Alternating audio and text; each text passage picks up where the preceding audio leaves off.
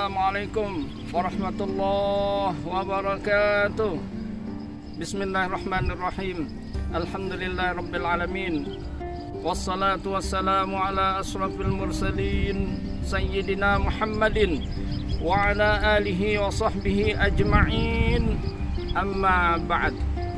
Alhamdulillah pemirsa sekalian, kita bertemu kembali sebuah hadis yang diriwayatkan oleh sahabat Nabi yang bernama Abdullah bin Amr radhiyallahu anhu, bahwasanya Rasulullah sallallahu alaihi wasallam bersabda, "Ar-rahimun yarhamuhumur rahman, irhamu man fil ardi yarhamkum man fis sama."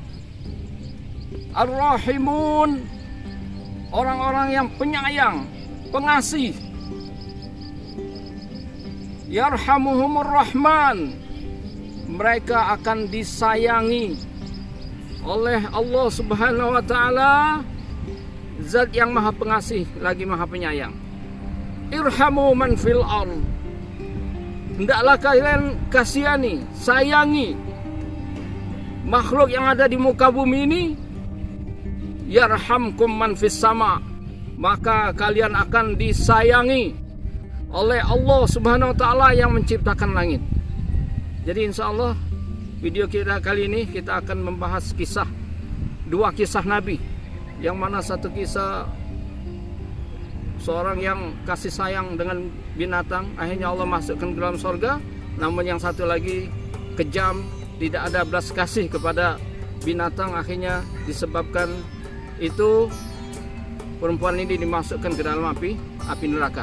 Namun sebelumnya, mohon yang belum mensubscribe, yang baru menemukan channel kita ini, mohon bantuannya, dukungannya dengan mensubscribe, like maupun menyebarkannya kemana-mana. Insya Allah antum mendapatkan amal jariah, sedekah jariah. Khairun nas anfa'uhum linnas. Sebaik-baik manusia adalah orang yang paling bermanfaat bagi yang lainnya. Mandalal khair kafa'ili, yang menunjuki satu kebaikan, dia akan mendapatkan pahala sebagaimana orang yang menjalankannya. Ta'awanu 'alal birri wat taqwa, hendaklah kalian saling tolong menolong dalam kebaikan dan ketakwaan. Hadis riwayat Imam Bukhari dan Imam Muslim dari sahabat Nabi Abu Hurairah radhiyallahu anhu, bahwasanya Rasulullah SAW bersabda, "Bainama rajulun yamshi bi tariq istadda alaihi al-'atash." Mafhumnya bahasa kita, mafhum hadisnya saja. Nabi bersabda, ketika seorang laki-laki sedang menempuh perjalanan jauh, kemudian di tengah perjalanan yang sepi, dia kehabisan bekalnya, kehausan yang sangat. Akhirnya dia mencari kesana kemari, mencari sumber air. Akhirnya dia mendapatkan sebuah sumur yang dalam. Akhirnya dengan susah payah dia turun ke sumur tersebut. Sampai di permukaan air di dalam sumur itu, dia mandi sepuas-puasnya, dia cuci muka sepuas-puasnya, dia minum sepuas-puasnya. Sudah selesai, dia naik lagi ke atas. Dia keluar dari sumur, naik ke atas. Sesampainya di atas, dia melihat seekor anjing yang sedang menjilat tanah yang basah karena saking hausnya anjing tersebut. Akhirnya laki-laki ini berkata, "Sesungguhnya anjing ini haus sebagaimana saya haus. Dia akan mati kalau tidak diberi minum." Akhirnya tumbuh di hatinya rasa kasihan, rasa iba kepada anjing ini. Akhirnya dia turun kembali ke sumur tersebut. Dengan susah payah dia turun ke sumur tersebut karena sumurnya agak dalam. Akhirnya sampai di bawah, di permukaan air, tidak ada gayung, tidak ada sesuatu untuk mengambil air. Akhirnya terpaksa dia ambil, dia buka terompahnya, terompah sepatu dari karet, sepatu dari kulit, dia ambil sebagai gayung, dia isi air, dia penuhkan air di terompahnya tersebut. Kemudian dia gigit pakai mulutnya terompah yang berisi air ini untuk dibawa ke atas, karena dua tangannya ini untuk berpegangan. Akhirnya sampai di atas, dia berikan minum kepada anjing yang kausan ini. Nabi berkata, fasakarallahu lahu faghafaralah. Sesungguhnya Allah SWT bangga terhadap laki-laki ini.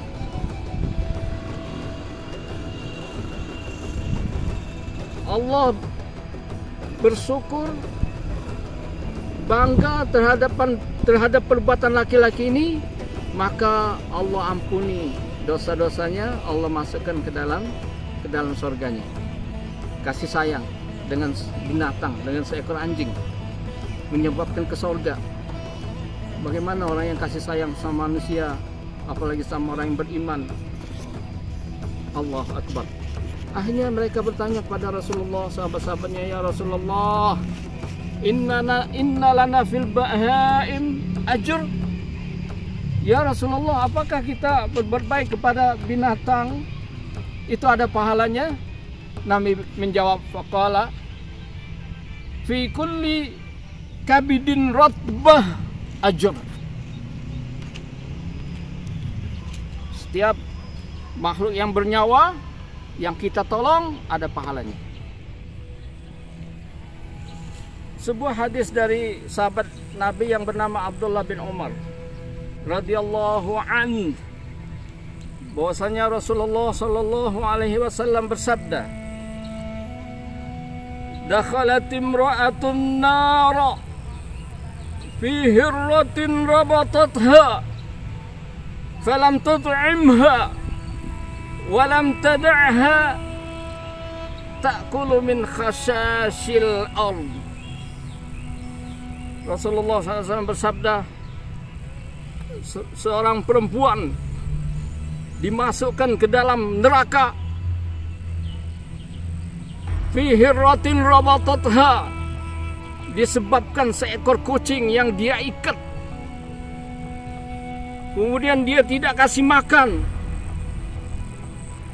dia tidak lepaskan kucing itu supaya dia bisa mencari makan dengan sendirinya, binatang-binatang tanah. Masuk neraka, perempuan dimasukkan ke dalam api neraka karena dia kejam, tidak ada belas kasih kepada binatang. Diikat, tidak dikasih makan, tidak dilepaskan, sehingga mati kucing tersebut. Ini kematian kucing ini menyebabkan perempuan tersebut dimasukkan ke dalam neraka. Cuma satu sebab ini saja, sifat kejam, menyebabkan masuk neraka. Apalagi kejam sama manusia, apalagi sama orang beriman. Yang terakhir, hadis terakhir dari video kali ini, an Abi Ya'la Shaddad bin Aus radhiyallahu an